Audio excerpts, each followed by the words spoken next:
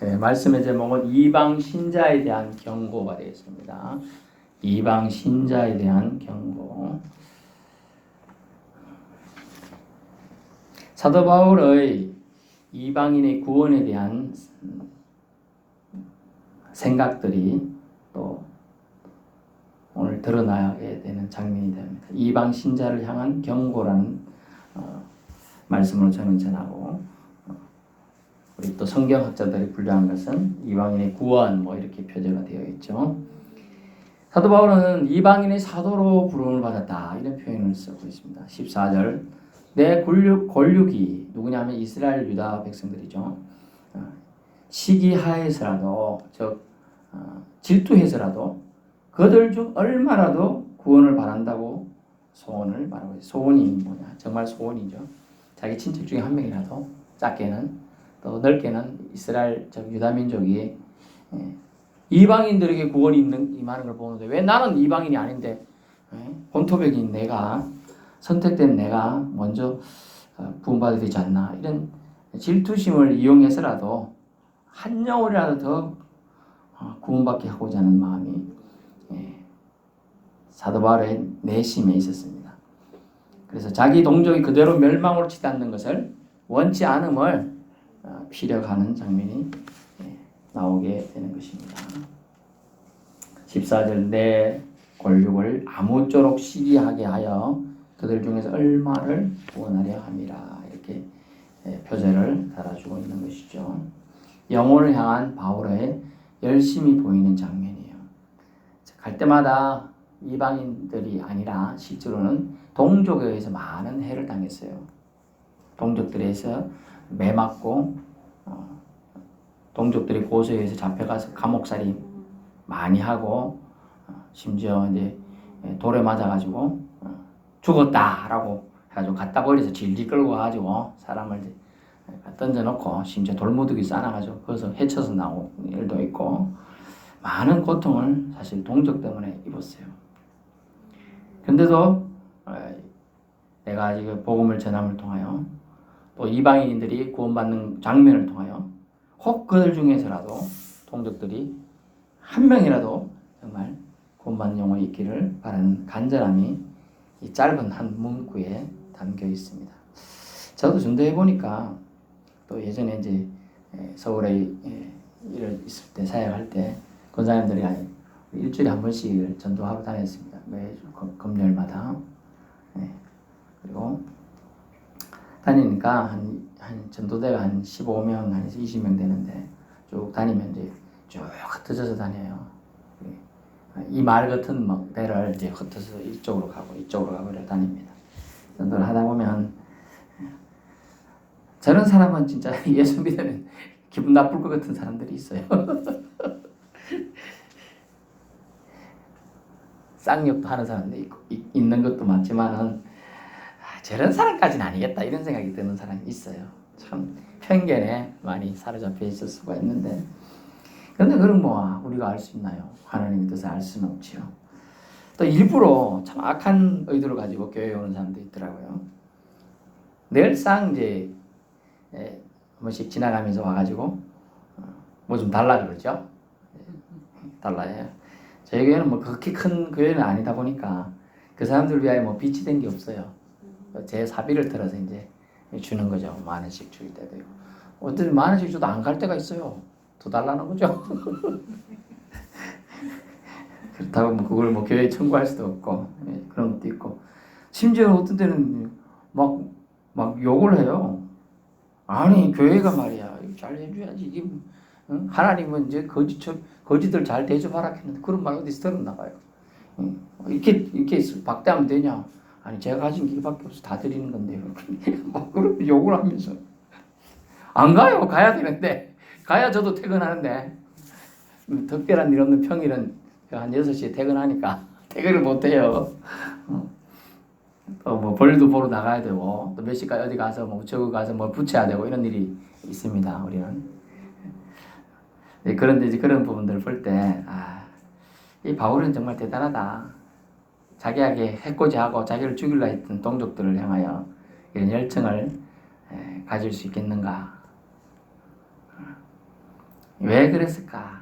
자기가 정말 죄인 중에 괴수로서 정말 예수 그리스도를 믿는 자들을 박해하던 자신이었음을 자신이 깨닫게 됐어요. 그렇기 때문에 자기가 은혜로 구원받은 거 아니까 뭐 잘났다고 말할 수가 없어요. 사실은 잘났죠. 최고의 공부를 한 사람이고, 뭐 말도 다른 나라 말도 뭐 배우면 순식간에 다 배워가지고 순식간에 말 다 하고, 또 재주도 많아가지고 남의 신세 질 필요 없어. 텐트도 자기가 잘 치고 장막 치는 일, 가죽 뭐 이런 일도 잘해요. 손재주가 또 있었나 봐요. 그리고 일도 하고 댕기고 뭐 부러울 거 없어요. 뭐 이렇게 그런 사람이 이제 자기가 예수님을 만나지 않았으면 죽을 수밖에 없는 영혼의 소지자인데 구원받았다 이 생각을 하니까 동족들이 자기를 박해하고 때려도 나도 옛날에 저랬다 하는 생각이 드니까 절대 그럴 수가 없는 거예요. 그걸 우리나라 말로 뭐라 그래요? 응? 개구리가 올챙이적으로 생각한 거예요. 이 사도 바울은 생각했어요.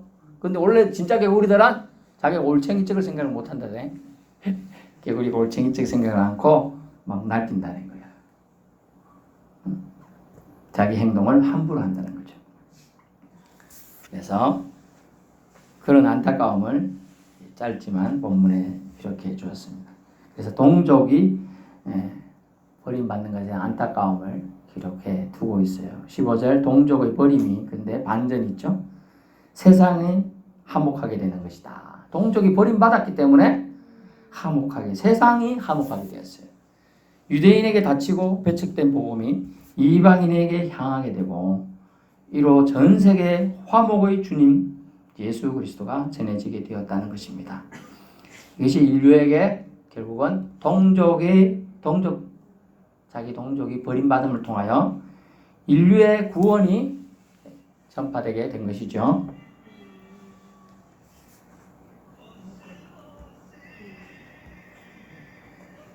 참 감람나무, 돌 감람나무 비유를 오늘 하는데 통해 이방인 구원자의 태도가 어떠해야 되는지를 말해줍니다.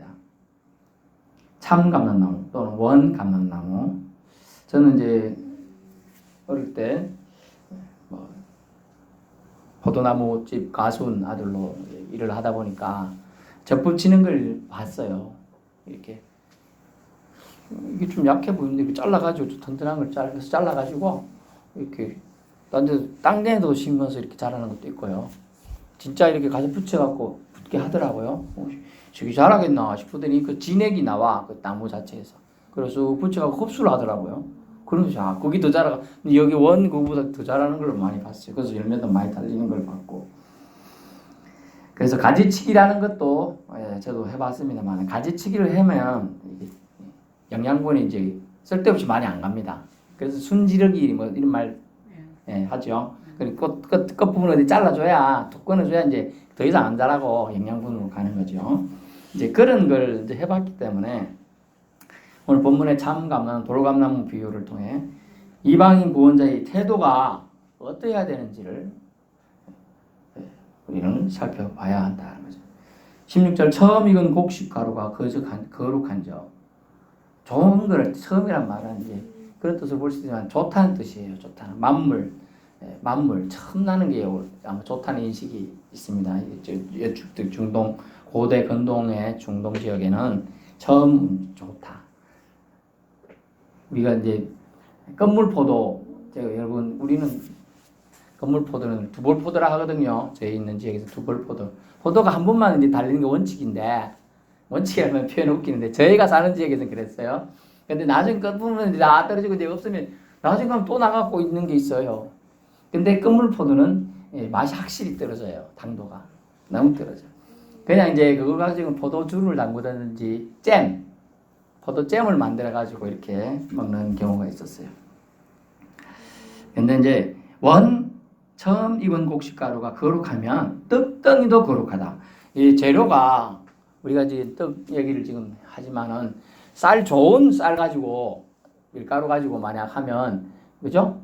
좋은 게 맛이 다르잖아요. 좀 막 몇 년 지난 정부미 같은 걸로 그거 나쁘다는 뜻이 아니에요. 옛날에 없을 땐 그래도 먹으면 좋죠. 근데 이제는 고급이고 한 개를 먹어도 맛있게 먹어야 되니까 이제 우리 생각이 이제 떡덩이도 거룩한 거예요. 그래 깨끗한 거, 거룩한 것을 가지고 처음인 곡식가루가 원래 깨끗해야 돼. 근데 그게 더럽다 애초에 벌레가 먹고 막 더러우면 그것도 그렇다는 거예요.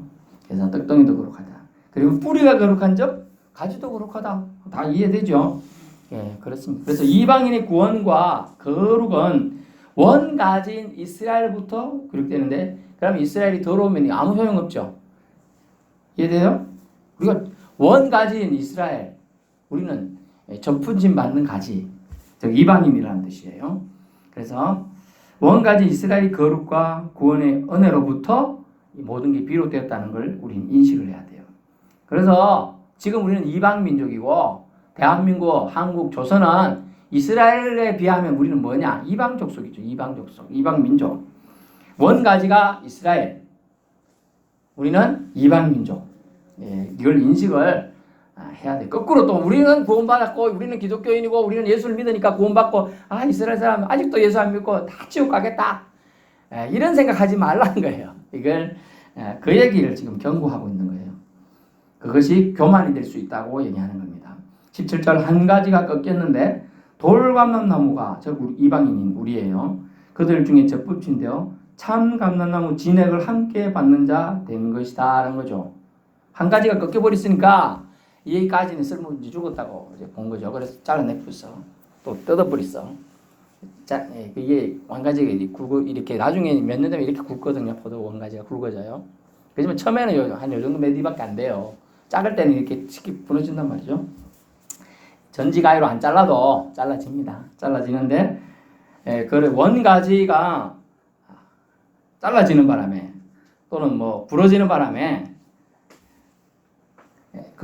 이거 부러졌네. 딴 걸로 한번 해볼까 해갖고 붙였는데 접붙임되어 참감나무 진액과 함께 융화돼가지고 이제 한 가지처럼 된 거예요. 그러므로 19절 그 가지들을 향해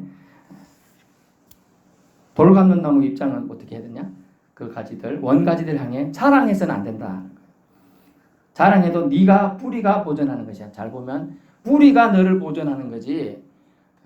네 접붙임 받은 네 가지가, 돌감나무 가지가 뿌리를 보존하는 게 아니죠. 항상 이제 우리 주객이 전도되면 안 되는 거예요. 그래서 자랑함으로 넘어질까 조심해야 된다.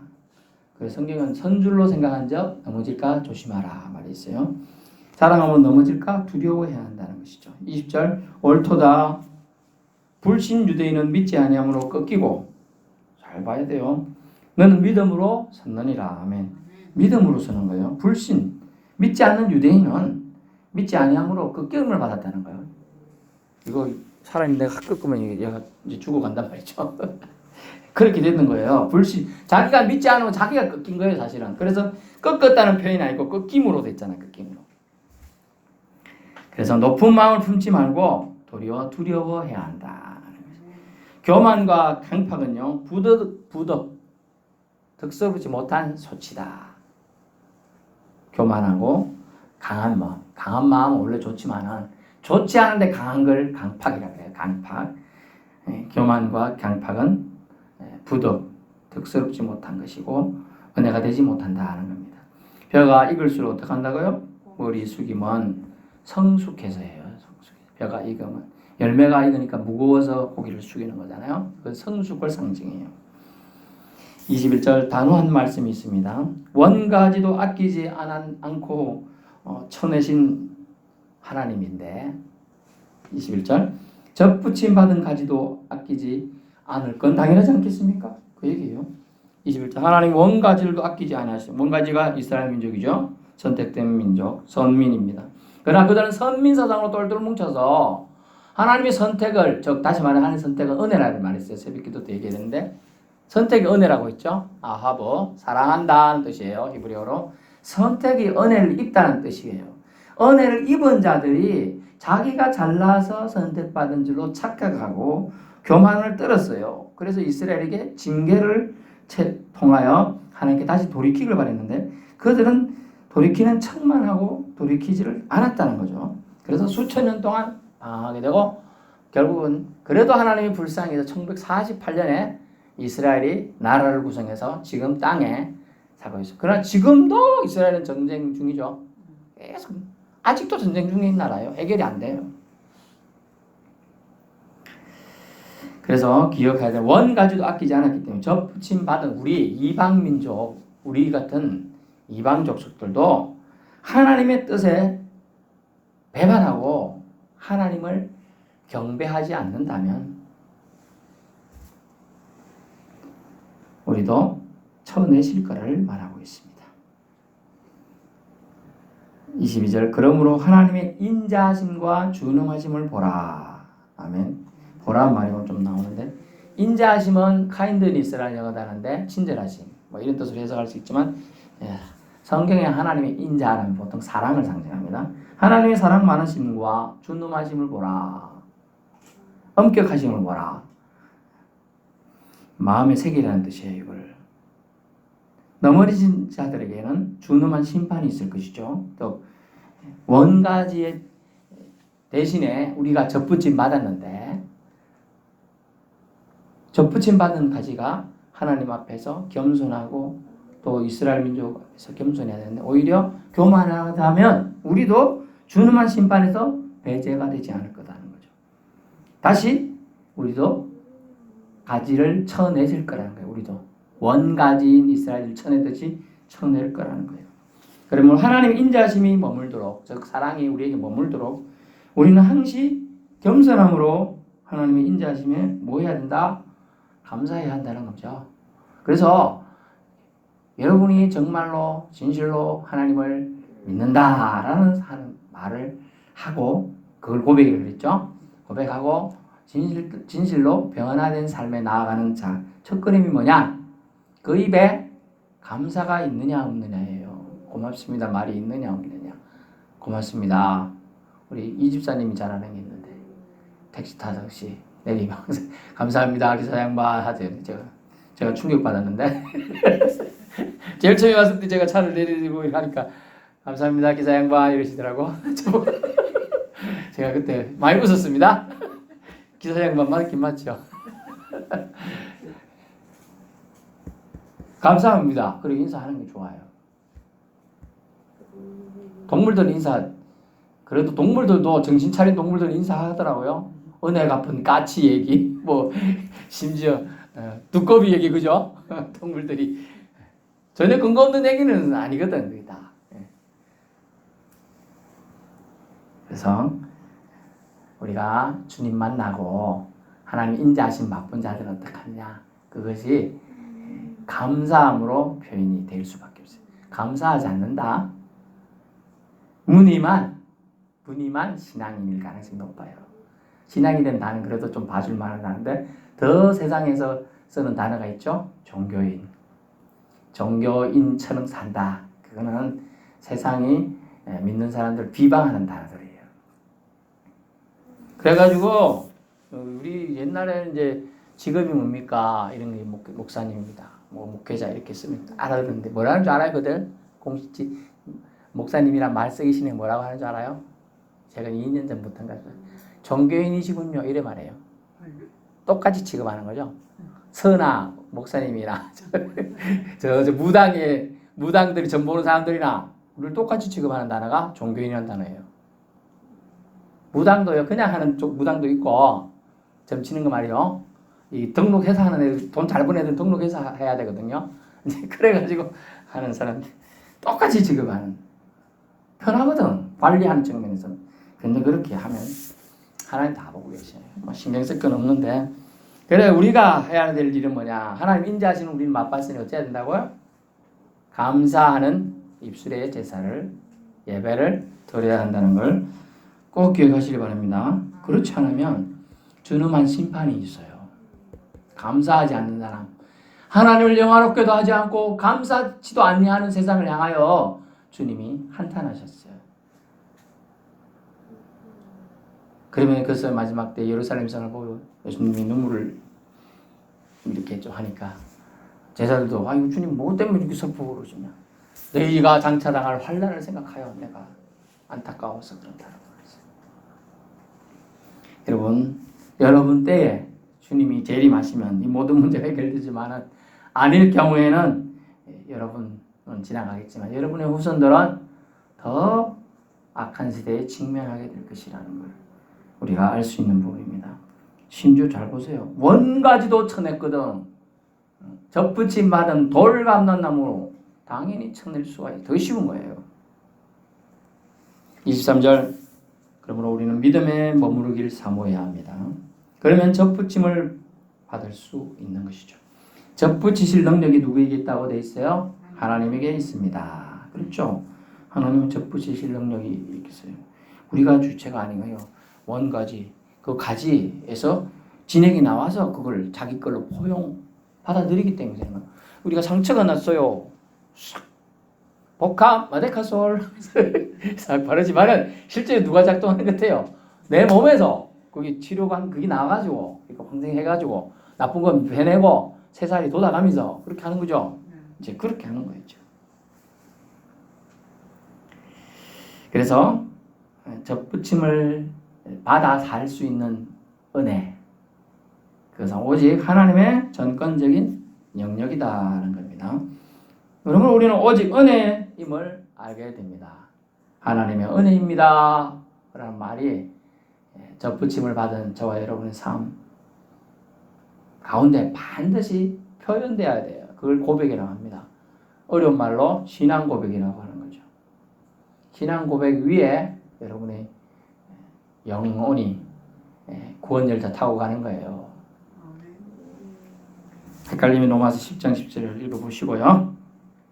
접붙임 받은 자, 즉 이방인 구원받은 자는요. 첫째도 둘째도 겸손함과 은혜 감사사성을 잊지 말아야 합니다. 은혜를 잊은 민족 망하게 돼 있어요. 더 거창한 단어들은 역사를 잊은 민족 말한다 하는데 성경 역사 정신에 의할 것 같으면 은혜를 잊은 민족, 은혜를 잊은 개인 반드시 다시 멸망하게 돼 있어요. 결론에 말씀드린데요. 접붙임 받은 가지 비유를 통해서 원 감람나무, 원 가지인 이스라엘 동족들이 조금이라도 구원받는 영혼이 있기를 간절히 원하는 바울의 모습을 통하여 바울의 열심과 열정이 우리 지금 먼저 믿은 우리 신자들 속에서 있어야 될 줄로 압니다. 저와 여러분은 이스라엘의 꺾인 가지로 대신 원가지에 접붙임 받아 구원받은 이방인들입니다. 그러므로 우리는 절대 교만해서는 안 되겠습니다. 하나님께서는 교만한 자를 대적하시고 물리치신다 했어요.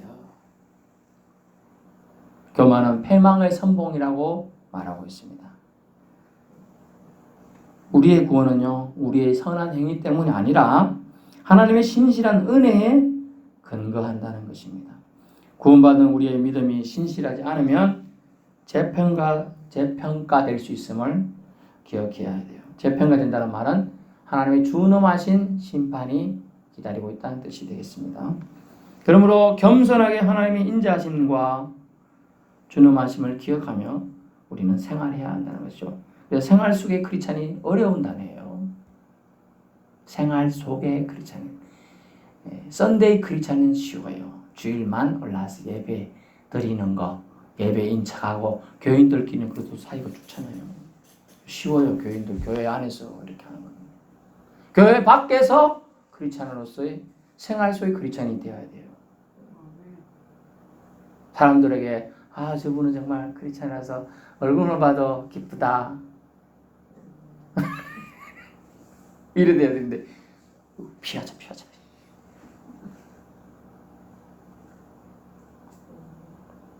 생활 속의 크리스찬. 생활 속의 크리스찬. 저와 여러분 되어야 될 줄 압니다. 우리의 구원은 자랑의 대상이 아닙니다. 오늘 내용 그랬습니다. 우리의 구원은 자랑의 대상이 아니에요. 감사의 대상인 겁니다. 아멘. 그래서 겸손해야 되는 것이죠. 주님은 나를 따라오려거든 뭐든지 자기 십자가를 지고 멍에를 지고 따라오라고 했어요. 그러면서 내 멍에는 쉽고 가볍다고 했습니다. 그러면 우리 주님의 은혜와 사랑, 이방인인 우리에게까지 구원이 이르렀습니다. 그 구원은 원가진 이스라엘의 패망으로 실적으로 사실 얻어진 반작용이 있는 거예요. 반작용. 하지만 그 반작용으로 얻은 우리의 구원이 우리의 교만 때문에 다시 가지치기 돼서는 안 되겠죠. 그러므로 우리는 겸손하게 또 감사를 표하면서 하나님의 사람으로서 어디에서? 생활 속에서 진정한 주님의 신자로서 사람들에게 칭송받는, 정말 칭찬받는, 또 그것을 통하여 하나님께 영광 올려드리는 주님의 멋진 인생들 되길 축원합니다. 기도하겠습니다. 주 하나님